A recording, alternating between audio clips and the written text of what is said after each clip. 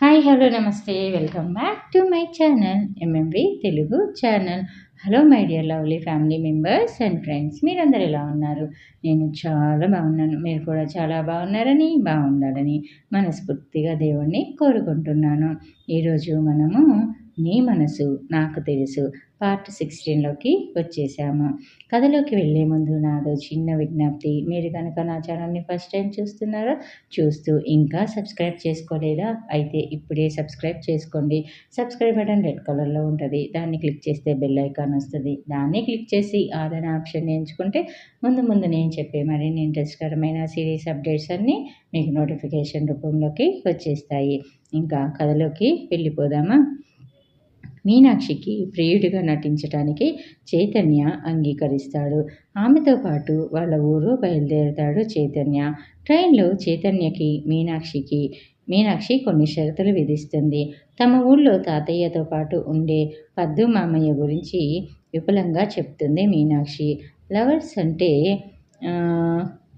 ఎలా ఉండాలో టీస్ చేస్తూ చెప్తుంటాడు చైతన్య. మీనాక్షితో రైలు ప్రయాణం అద్భుతంగా తోస్తుంది అతనికి. ఇంటికి వెళ్ళాక తన పద్దు మామయ్యని పరిచయం చేస్తుంది చైతన్యకి. మీనాక్షి ఊళ్ళో ఆమెని చూసేందుకు గాను అంతా వస్తారు. మీనాక్షి తాతయ్య ఆమెను చైతన్యను కళ్ళతోనే ఆశీర్వదిస్తాడు. తన పెళ్లి చేసుకోబోయేవాడు తనకంటే 20 ఏళ్ళు పెద్దని, 2 బిడ్డల తండ్రిని, అతని పేరు స్టీవెన్ సన్ అని, బిజినెస్ మ్యాగ్నెట్ అని చెబుతుంది మీనాక్షి. ఢిల్లీ బయలుదేరతాడు చైతన్య. అతనికి సెండ్ ఆఫ్ ఇస్తుంది మీనాక్షి. మీ ఇద్దరి ప్రేమ ఫలిస్తుందని ఓ జ్యోతిష్కుడు చెప్పాడని చైతన్యకు చెప్తాడు మోహన్. ఇంకా మీరు కిందికి దిగండి, రైలు కదులుతుందేమో కంగారుగా అన్నాడు చైతన్య.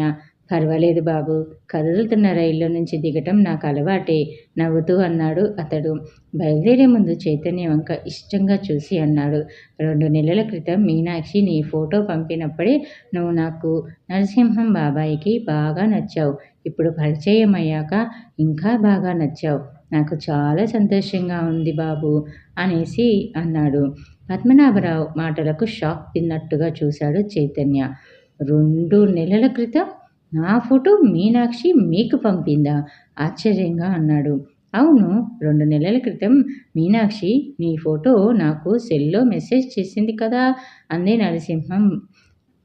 అదే నరసింహం బాబాయి, నేను చూశాము. ఇన్నాళ్ళకి నిన్ను మా ఊరు తీసుకొచ్చింది మీనాక్షి. రైలు కదులుతున్న అలికిడి అవడంతో గబగబా గుమ్మం వైపు నడిచాడు అతడు.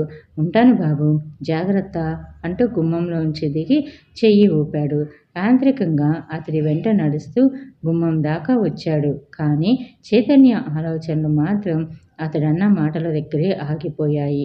కదులుతున్న రైలులో నుంచి అప్రయత్నంగా ప్లాట్ఫామ్ మీద నిలబడ్డ మీనాక్షి వంక చూశాడు. మస్క వెలుతురులో ఆమె కళ్ళల్లో కన్నీటి తడి మెరవటం అతడికి కనిపించింది. కొన్ని వందల మాటలు చెప్పలేని భావాన్ని ఒక చిన్న కన్నీటి చుక్క చెబుతుంది. అతడి మనసులో ఏవో అనుమానాలు తొలగిపోసాగాయి. ముగిసిపోయిందనుకున్న తన కథ మళ్ళీ మొదటికి వచ్చినట్టు అనిపించింది. 3 రోజుల క్రితం నిన్ను నాటకమాడమని అడిగిన మీనాక్షి 2 నెలల క్రితమే నీ ఫోటోని పద్మనాభరావు అంకుల్కి ఎలా పంపింది అని ఆశ్చర్యంగా అన్నాడు మోహన్ ఫోన్లో. అదే నాకు ఆశ్చర్యంగా ఉంది అన్నాడు చైతన్య. అంటే ఆమె 2 నెలల క్రితమే నిన్ను నకిలీ ప్రియుడిగా తన ఇంటికి తీసుకువెళ్దామని ప్లాన్ చేసుకుందా? అసలు ఆ ఉద్దేశంతోనే నీతో ఢిల్లీలో పరిచయం పెంచుకుందా? నిన్ను ట్రాప్ చేసి హైదరాబాద్ రప్పించి ఎమోషనల్ బ్లాక్మెయిల్ చేసి నీతో నాటకం ఆడించిందా? కోపంగా అన్నాడు మోహన్. చైతన్యకి తనకి వీడ్కోలు చెబుతున్నప్పుడు మీనాక్షి ముఖం, ఆమె కళ్ళల్లో కనపడిన తడి గుర్తుకు వచ్చాయి. మాటలు అబద్ధం చెప్పవచ్చు, కానీ కన్నీటి చుక్క అబద్ధం చెప్పదు. వాన చినుకంత స్వచ్ఛంగా ఉండే ఆమె మాట, ఆమె చూపు, ఆమె నవ్వు కృత్రిమం కాదని అతడు ఖచ్చితంగా చెప్పగలడు. లేదు లేదు అన్నాడు గబగబా. ఢిల్లీకి వచ్చినప్పుడే ఆమెకు ఆ ఉద్దేశం ఉంటే ఢిల్లీ నుంచి వెళ్ళిన వెంటనే బయటపడి ఉండేది. అందుకు 2 నెలల సమయం ఎందుకు తీసుకుంటుంది? తాతయ్య అనారోగ్యం ఆఖరి దశకు వచ్చే వరకు ఎందుకు ఆగుతుంది? అన్నిటికి మించి పెళ్లి పుస్తకం సినిమాలో ముళ్ళపూడి వెంకటరమణ గారు రాసినట్టు ఈ కాలంలో మొగుడిగా నటించటానికి అర్ధనాకి నలుగురు దొరుకుతారు. అందుకోసం ప్రత్యేకంగా నాకే వల వేసి ఢిల్లీ నుంచి తీసుకురావాల్సిన అవసరం లేదు. అందుచేత నాటకం ఆడించటానికి ఆమె నాతో పరిచయం పెంచుకోలేదు అన్నది నేను ఖచ్చితంగా చెప్పగలను. పరిచయస్తుణ్ణి కనుక నాటకమాడమని సహాయం చేయమని అడిగిందంతే. అర్థమైంది అన్నాడు మోహన్. ఏమిటి అని అడిగాడు చైతన్య. మీనాక్షి నిన్నే వాళ్ళ ఊరు తీసుకెళ్ళడానికి, నిన్నే తన ప్రియుడిగా తాతయ్య ముందు నటించమని అడగడానికి కారణం అర్థమైంది అన్నాడు. ఏమిటిది అని అన్నాడు చైతన్య. ఢిల్లీలో మీ పరిచయం తర్వాత మీనాక్షి నిన్ను ఇష్టపడింది, నిన్ను ప్రేమించింది. ఎయిర్పోర్ట్ నుంచి నువ్వు పెళ్లి చేసుకుందామా అని మెసేజ్ ఇచ్చాక ఆమెకి నీ మనసు తెలిసింది. తన అంగీకారం నీకు చెప్పే ముందరే నీ ఫోటోని తన మామయ్యకు పంపించింది. గ్రీన్ సిగ్నల్ ఇచ్చేలోగా ఏదో జరిగింది. అందువల్ల ఆమె తన నిర్ణయాన్ని మార్చుకోవాల్సి వచ్చింది. తన ప్రియుడిగా నిన్ను వాళ్ళ ఇంటికి తీసుకువెళ్ళడానికి కారణం ఆమె పెళ్లి చేసుకోబోయే వ్యక్తిని వాళ్ళ ఇంట్లో వాళ్ళు అంగీకరించరేమోనన్న భయం మాత్రమే కాదు, అంతకుముందే తన ప్రియుడిగా నీ ఫోటో వాళ్ళకి పంపి ఉండటం కూడా. ఆఖరి స్టేజిలో తాతయ్యకి తన మనసులోని ఘర్షణ తెలిస్తే ఆయన అశాంతిగా చనిపోతాడన్న ఉద్దేశంతో తన తాతయ్య కోసం ఇష్టం లేకపోయినా నిన్ను ఇబ్బంది పెట్టింది. జరిగిందంతా ఒకసారి పునశ్చరణ చేసుకుంటే మోహన్ చెప్పిన దాంట్లో నిజం ఉందనిపించింది చైతన్యకి. దీన్ని బట్టి అర్థమవుతున్నది ఏమిటంటే మీనాక్షి నిన్ను ప్రేమించింది, పెళ్ళి చేసుకోవాలనుకుంది అని అన్నాడు మోహన్. ఉలిక్కిపడ్డాడు చైతన్య. అయితే ఆ విషయం నీకు చెప్పేలోగానే ఏదో జరిగింది. అందుకే ఆమె తన నిర్ణయాన్ని మార్చుకుని వేరే వ్యక్తిని పెళ్లి చేసుకోవడానికి సిద్ధపడింది. ఈ 2 నెలల కాలంలోనూ ఆమె జీవితంలో ఏం జరిగిందో తెలుసుకుంటే మీనాక్షి తన నిర్ణయాన్ని ఎందుకు మార్చుకుందో తెలుస్తుంది హుషారుగా అన్నాడు మోహన్. తెలుసుకొని మాత్రం ఏం చేస్తాం? ఇప్పుడు మీనాక్షి తన నిర్ణయాన్ని మార్చుకోదన్న ఉద్దేశంతో అన్నాడు చైతన్య. ఏం చేస్తామో ఏం చేయాలో మనం తెలుసుకున్న విషయాన్ని బట్టి ఉంటుంది. నీకు తెలుసుకోవాలని ఉందా లేదా అది చెప్పు అని అన్నాడు మోహన్. నా జీవితానికి సంబంధించిన ఒక ముఖ్యమైన రహస్యం ఇది. తెలుసుకోవాలని ఎందుకుండదు, కానీ ఎలా తెలుసుకోవటం? మీనాక్షి తనంతట తాను చెప్పదు అన్నాడు చైతన్య. అతడు అలా అనుకోవటం తన జీవితాన్నే కాక ఇంకా చాలామంది జీవితాలకి ప్రయోజనం చేకూరుస్తుందన్న విషయం అప్పుడు తెలియదు అతడికి. మనసుంటే మార్గం ఉంటుంది అన్నాడు మోహన్. మీనాక్షి ఈ విషయం ఎలాగూ చెప్పదు కనుక ఆమెని అడగటం అనవసరం. ఇంకా మిగిలిన అవకాశం ఆమె బంధువులు, స్నేహితులు. పద్దు మామయ్య అన్నాడు చైతన్య. మోహన్ నవ్వాడు. నీకు తెలిసినంత కూడా పద్దు మామయ్యకు తెలియదు. ఆయన నీకేం చెప్తాడు అని అన్నాడు మోహన్. మీనాక్షి స్నేహితులు ఎవరో కూడా నాకు తెలియదు అనేసి అన్నాడు చైతన్య. మై హూనానా అన్నాడు మోహన్. ఎలా కనిపెడతావు అని అడిగాడు చైతన్య. ఒక్క అరగంట తర్వాత నాకు కాల్ చెయ్యి అని ఫోన్ పెట్టేశాడు మోహన్. చాలా రోజుల తర్వాత జీవితం మీద ఆశ చిగురిస్తున్నట్టుగా అనిపిస్తుంది చైతన్యకి. మోహన్తో మాట్లాడాక జీవితం ఉత్సాహభరితంగా సాగిపోతున్నప్పుడు, ఆ ఆనందాన్ని పంచుకోవడానికి నిర్లిప్తంగా మారిపోయినప్పుడు తిరిగి ఉత్సాహాన్ని నింపుకోవడానికి మోహన్ లాంటి స్నేహితుడు ఒకడు ఉండాలి. సరిగ్గా అరగంటకి ఫోన్ వచ్చింది తన స్నేహితుడు మోహన్ నుంచి. ఆతృతగా ఫోన్ ఎత్తాడు చైతన్య. నువ్వు ఇప్పుడెక్కడున్నావు అడిగాడు మోహన్ చైతన్యని. హైదరాబాద్లో చెప్పాడు. హైదరాబాద్లో ఉన్నావని నాకు తెలుసు. హైదరాబాద్లోనే ఎక్కడ ఉన్నావు అని అడుగుతున్నాను అన్నాడు మోహన్. కూకట్పల్లిలో ఒక ఫ్రెండ్ గదిలో ఉన్నాను అన్నాడు చైతన్య. మీనాక్షి స్నేహితురాలు కాత్యాయని అని హైదరాబాద్లోనే ఉంటుంది. దేశక్ నగర్లో భారతీ డిగ్రీ కాలేజీలో లెక్చరర్గా పనిచేస్తుంది. ఆమెని కలుసుకుంటే నీకేమైనా వివరాలు తెలిసే అవకాశం ఉంది అని అన్నాడు. ఆశ్చర్యపోయినట్టుగా నోరు వెళ్ళబెట్టాడు చైతన్య. నీ దగ్గర దుర్బిణి ఏమైనా ఉందా అన్నాడు చైతన్య. దుర్బిణి కాదు, ఫేస్బుక్ ఉంది అన్నాడు మోహన్. ఫేస్బుక్కా ఆశ్చర్యంగా అన్నాడు చైతన్య. అవును. ఫేస్‌బుక్‌లో మీనాక్షి ప్రొఫైల్ చూశాను. ఆమె ప్రొఫైల్స్‌లో ఫ్రెండ్స్ లిస్ట్‌లో ఒక్కొక్కరినే వెతుకుతూ హైదరాబాద్‌లో ఉన్న స్నేహితులని ఫిల్టర్ చేశాను. ఎందుకో ఈమెని చూస్తే మీనాక్షికి బాగా దగ్గర స్నేహితురాలనిపించింది. ఈమెతో మాట్లాడితే నీకేమైనా వివరాలు తెలియవచ్చు. మోహన్ ఆలోచనని మెచ్చుకోకుండా ఉండలేకపోయాడు చైతన్య. ఆమె ఇల్లు ఎక్కడో మనకు తెలియదు. ఇంకా ఇవాళ వర్కింగ్ డేనో కనుక నువ్వు త్వరగా బయలుదేరి వెళ్తే కాలేజీ దగ్గర ఆమెని కలుసుకోవచ్చు. దిల్సుఖ్ నగర్‌లోని భారతి డిగ్రీ కాలేజీ ఎక్కడ ఉందో గూగుల్‌లో వెతికి అడ్రస్సు నీ సెల్‌కి ఇప్పుడే మెసేజ్ చేస్తాను. నువ్వు వెంటనే బయలుదేరి వెళ్ళు. తొందర పెడుతూ అన్నాడు మోహన్. అసలక్కడ ఆమె కనిపిస్తుందో లేదో, కనిపించినా ఆమెకి మీనాక్షి గురించి పూర్తిగా తెలుసో లేదో, తెలిసినా ఆమె నాకు చెబుతుందో చెప్పదో, ఇవన్నీ పక్కన పెడితే నీ ఆలోచన మాత్రం బాగుంది. వెంటనే బయలుదేరుతాను అని ఫోన్ పెట్టేశాడు చైతన్య. చైతన్య దిల్సుఖ్ నగర్ చేరుకునేసరికి మధ్యాహ్నం అయింది. సాయిబాబా గుడి వెనుక ఉన్న భారతి డిగ్రీ కాలేజీని వెతుక్కుంటూ వెళ్ళాడు. రిసెప్షన్‌లో లెక్చరర్ కాత్యాయనిని కలవాలి అన్నాడు.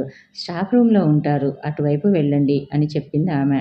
చైతన్య ఆమె చెప్పిన వైపు నడుస్తూ వెళ్తే స్టాఫ్ రూమ్ అన్న బోర్డు ఉన్న గది వచ్చింది.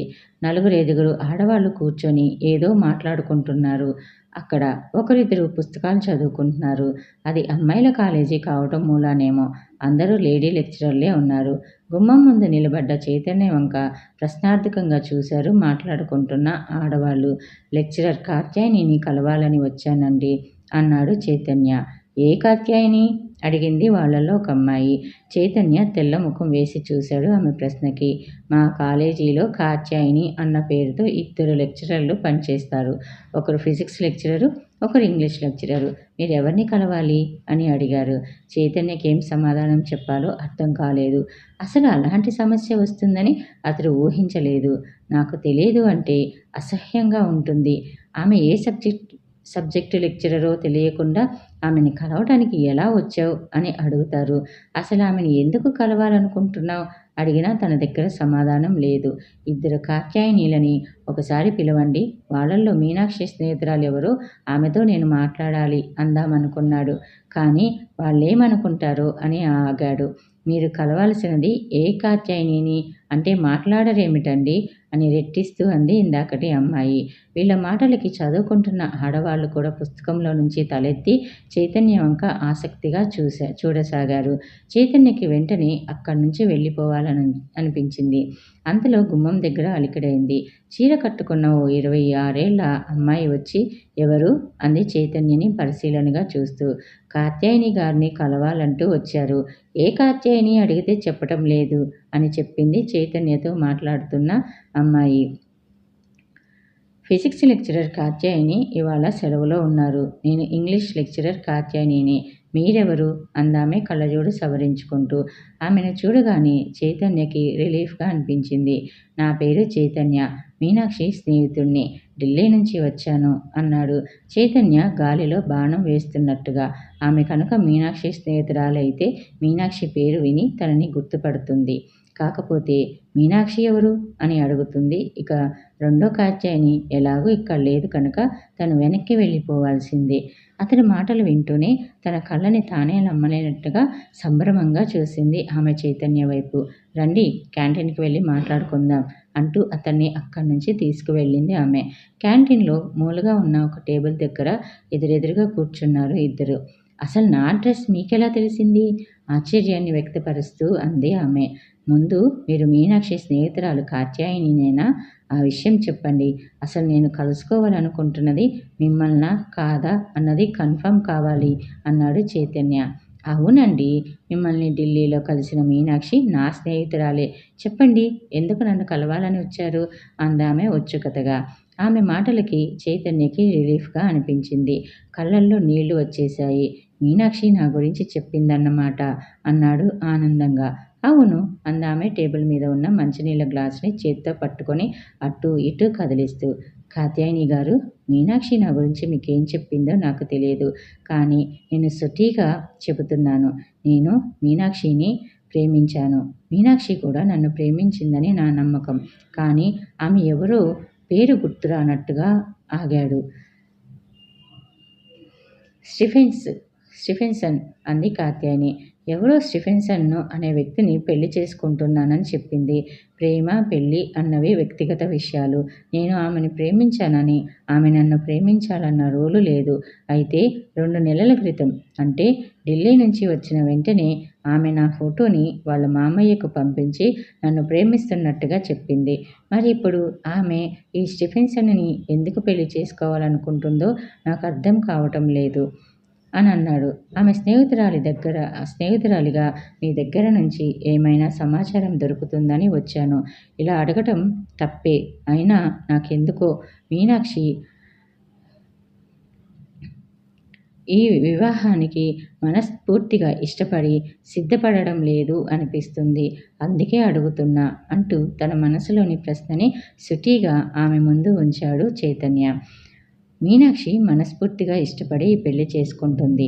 చేతితో తిప్పుతున్న మంచినీళ్ళ గ్లాసుని బల్ల మీద తిన్నగా పెడుతూ స్థిరంగా చెప్పింది కాత్యాయని. ఆ మాటకి ఆమె వైపు దెబ్బతిన్నట్టుగా చూశాడు చైతన్య. అంటే మీనాక్షి నన్ను ప్రేమించలేదా? తనలో తానే అనుకుంటున్నట్టుగా బాధగా అన్నాడు. చైతన్య గారు, మీనాక్షి గురించి మీకు నేను చెప్పక్కర్లేదు. ఆమె మిమ్మల్ని ప్రేమించిందో లేదో ఆమె కన్నా మీకే బాగా ఎక్కువగా తెలుసు. చైతన్య తలెత్తి ఆమె వంక చూశాడు. మరి నన్ను ప్రేమించిన మనిషి మనస్ఫూర్తిగా ఇష్టపడి మరొక వ్యక్తిని ఎలా పెళ్లి చేసుకుంటుంది? ఎంత వద్దనుకున్నా అతడి కంఠంలో వ్యంగ్యం తొంగి చూసింది. జరిగిన విషయం ఎవరికీ చెప్పవద్దని మీనాక్షి నా దగ్గర మాట తీసుకుంది. కానీ మీ ఆవేదన చూస్తూ జరిగినది మీకు చెప్పకుండా ఉండలేకపోతున్నాను అని అంది. జరిగిన విషయమా? ఏమిటది అని ఆశ్చర్యంగా చూస్తూ అన్నాడు చైతన్య. ఢిల్లీలో మిమ్మల్ని కలిసిన తర్వాత మీనాక్షి జీవితంలో ఒక కొత్త మార్పు వచ్చింది. ఢిల్లీ నుంచి వచ్చాక 2 రోజులు పూర్తిగా మీ గురించే ఆలోచించేది, మీ గురించే మాట్లాడేది. తన జీవితంలో వచ్చిన ఆ మార్పుని, ఆనందాన్ని శాశ్వతం చేసుకోవాలన్న కోరికతో మీతో జీవితాన్ని పంచుకోవాలన్న నిర్ణయం తీసుకుంది. ఆ సంగతి స్నేహితురాలినైన నాకు కూడా చెప్పలేదు. తన జీవితానికి సంబంధించిన ఏ ముఖ్యమైన నిర్ణయం తీసుకున్నా ముందుగా తన ఇష్టదైవమైన వెంకటేశ్వర స్వామి గుడికి వెళ్ళి ఆయన సమక్షంలో నిర్ణయించుకున్నాకే ఇతరులకు చెప్పడం ఆమె అలవాటు. ఎప్పటిలాగే ఆమె వెంకటేశ్వర స్వామిని దర్శించుకోవడానికి చిలుకూరు వెళ్ళింది ఒంటరిగా. మా అందరికీ శుభవార్త చెప్పి పార్టీ ఇస్తాను, గోల్కొండ హోటల్కి రమ్మని చెప్పింది. మీ గురించి నాకు ముందే చెప్పడం వల్ల ఆమె మాకు చెప్పబోయే శుభవార్త ఏమిటో నేను ఊహించగలిగాను. మేమందరం గోల్కొండ హోటల్లో ఎదురు చూస్తూ ఉండగా గుడి నుంచి వస్తుంటే మీనాక్షి కారుకి యాక్సిడెంట్ అయిందన్న షాకింగ్ న్యూస్ తెలిసింది మాకు. ఆ యాక్సిడెంట్లో మీనాక్షి శరీరానికి పెద్దగా దెబ్బలు తగలలేదు, కానీ ఆమె మనసుకు మాత్రం చాలా బలమైన గాయమైంది. తన జీవితానికి సంబంధించిన ముఖ్యమైన నిర్ణయం తీసుకున్న ఆనందంలో ఉన్న ఆమె వేగంగా కారు నడుపుతూ ముందరున్న కారుని గుద్ది ఆ కారు నడుపుతున్న ఓ 30 ఏళ్ల స్త్రీ మరణానికి కారణమైంది. తన ఆనందం, తన వేగం ఒక స్త్రీ మరణానికి కారణమైందన్న విషయాన్ని మీనాక్షి జీర్ణించుకోలేకపోయింది. తన వలన ఒక కుటుంబం అల్లకల్లోలమైందన్న సంగతి, 2 పసిపిల్లల తల్లి లేని అనాథలయ్యారన్న సంగతి ఆమెను మామూలుగా ఉండనీయలేదు. తన ప్రేమ విషయాన్ని కూడా మర్చిపోయి పిచ్చిదానిలా ఆ కుటుంబం చుట్టూ తిరిగింది. వాళ్ళది కూడా ప్రేమ వివాహం. పెద్దలను ఎదిరించి పెళ్లి చేసుకున్నారని ఇరువైపుల పెద్దలు వీళ్ళని వెలేశారు. ఆ భార్యాభర్తలిద్దరూ ఒకరికొకరు తప్ప వారికి ఎవరూ లేరు. ఆ స్త్రీ మరణంతో ఆమె భర్త, పిల్లలు అనాథలైపోయారు. అతడు కోట్లకు అధిపతి అయినా సరే అతడికి, అతడి పిల్లలకి అది తీరని లోటు. వారికి ఆ లోటు కలగడానికి కారణం తనేనన్న విషయం ఆమెని స్థిమితంగా ఉండనీయలేదు. తన వల్ల కానీ, తన కుటుంబం వల్ల కానీ ఎవరికి ఏ నష్టం జరగకూడదన్నది మీనాక్షి సిద్ధాంతం. అలా జరిగితే ఎంత కష్టాన్నైనా భరించి ఆ నష్టాన్ని ఏదో ఒక రకంగా భర్తీ చేయాలని అనుక్షణం ఆలోచిస్తూ ఉంటుంది ఆమె. ఏ పరిచయం లేని తమ కోసం అంతలాగా ఆరాటపడుతున్న ఆమెని చూసి ఒకరోజు అతడు తన పిల్లలకి తల్లి లేని లోటు తీర్చగలవా అని అడిగాడు. వాళ్ళకి ఏ రకంగా సహాయపడగలనా అని ఆలోచిస్తున్న మీనాక్షికి ఆ అవకాశం అపురూపంగా అనిపించింది. ఇంకేం ఆలోచించకుండా తనకన్నా 12 ఏళ్ల పెద్దవాడైన, 2 పిల్లల తండ్రైన అతన్ని పెళ్లి చేసుకోవడానికి సంతోషంగా అంగీకరించింది. అతడే స్టీఫెన్సన్ అని చెప్పింది. కాత్యాయని చెబుతున్న దాన్ని నోరు తెరుచుకొని వింటుండిపోయాడు చైతన్య. ప్రేమంటే ఇష్టము, మోహము, కోరిక వీటన్నిటికీ అతీతమైనది, అన్నిటికన్నా ఉన్నతమైనది ఆమె దృష్టిలో. అందుకే మీ మీద ఉన్న ప్రేమ స్టీఫెన్సన్ను పెళ్లి చేసుకోవడానికి అడ్డం రాలేదు మీనాక్షికి. 2 పిల్లల ఆలనా పాలనా చూసుకుని తల్లిగా, తన వల్ల భార్యని పోగొట్టుకొని దుఃఖసాగరంలో మునిగిపోయిన అతన్ని ఓదార్చే నెచ్చలిగా వాళ్ళ జీవితాల్లోకి అడుగుపెట్టడానికి మనస్ఫూర్తిగా సిద్ధపడి వెళుతుంది. వింటున్న చైతన్య మనసులో ఇది అని చెప్పలేని భావం, బాధ. విధి తమ జీవితాలతో ఎంత కర్కశమైన ఆట ఆడిందో తలుచుకుంటే అతడికి జీవితం మీద విరక్తిగా అనిపిస్తుంది. ఇప్పుడు చెప్పండి, మీనాక్షి చేస్తున్నది తప్పని అనగలరా? ఆమెకి మీ మీద ప్రేమ లేదని అనగలరా? అంది కాత్యాయని. మీనాక్షి లాంటి ప్రేమమయిని మీరు అపార్థం చేసుకోకూడదని మీకు ఈ నిజం చెప్తున్నాను. ఆమె గుర్తుకు వచ్చినప్పుడు మీ మనసు బాధతోనో ఆనందంతోనో ఒక కన్నీటి చుక్కని వదలాలి తప్ప ఆమె మిమ్మల్ని మోసం చేసిందన్న భావనతో ఏవగింపు కలగకూడదన్న ఉద్దేశంతో మీకు ఇదంతా చెప్పాను అంటూ సెల్ ఫోన్ తెరిచి ఆమె ఒక ఫోటో అతడికి చూపిస్తూ ఇది చూడండి అంది. ఒక 46 ఏళ్ల వయసు ఉన్న వ్యక్తి, 2 ఆడపిల్లలు. వాళ్ళ మధ్యన దేవకన్యలా ఉంది మీనాక్షి. ఆమె పక్కన నిలబడ్డ ముగ్గురి ముఖాల్లో ఏదో తెలియని వెలుగు. చూడండి, మీనాక్షి పక్కన ఉంటే వాళ్ళ ముగ్గురి ముఖాల్లో ఎంతటి ఆనందం కనిపిస్తుందో. మీనాక్షి ఈ నిర్ణయం తీసుకోవడానికి కారణం ఆ ఆనందమే. ప్రేమంటే అదే ఆమె దృష్టిలో. ఫోటోలో కనిపిస్తున్న మీనాక్షిని చూడసాగాడు చైతన్య. క్రమంగా ఆమె రూపం మసకగా మారుతుంటే అతడి కళ్ళల్లో నీళ్లు వస్తున్నాయని అర్థమైంది. పక్కకు తిరిగి కళ్ళు తుడుచుకున్నాడు. లేచి నిలబడి కాత్యాయనికి 2 చేతులు జోడించి నమస్కరించాడు. వెళ్ళొస్తాను అన్నాడు. శిశిరంలో ఆకులు రాలుతాయి, కానీ వెంటనే వసంతం వస్తుంది. ఈ బాధ మీకు కొన్నాళ్ళుంటుంది, కానీ మళ్ళీ మరో వసంతం మీ జీవితంలో చిగురిస్తుంది. దీన్ని మీనాక్షి మాటగా మీరు గుర్తుపెట్టుకోండి అని చెప్పింది కాత్యాయని. చైతన్య నెమ్మదిగా అక్కడి నుంచి కదిలాడు. తర్వాత ఏం జరిగింది అనేది తెలుసుకోవాలి అనుకుంటున్నారా? అయితే నెక్స్ట్ ఎపిసోడ్ వరకు వెయిట్ చేయండి. అలానే ఈరోజు పెళ్లి రోజులు, పుట్టినరోజులు జరుపుకునే వాళ్ళందరికీ many more happy returns of the day అండి. మీరు ఇలాంటి అకేషన్స్ మరిన్ని జరుపుకోవాలని మనస్ఫూర్తిగా దేవుణ్ణి కోరుకుంటున్నాను. Thanks for the watching. మీకు ఈ సీరియల్ నచ్చితే ఒక చిన్న లైక్ ఇవ్వండి. అలానే నా ఛానల్ని మీ ఫ్రెండ్స్ అండ్ ఫ్యామిలీ మెంబర్స్కి షేర్ చేయండి. ఈ కథ మీద మీ కామెంట్స్ని నాకు తెలియచేయండి. Thanks for the watching. Bye bye. Take care. See you soon again.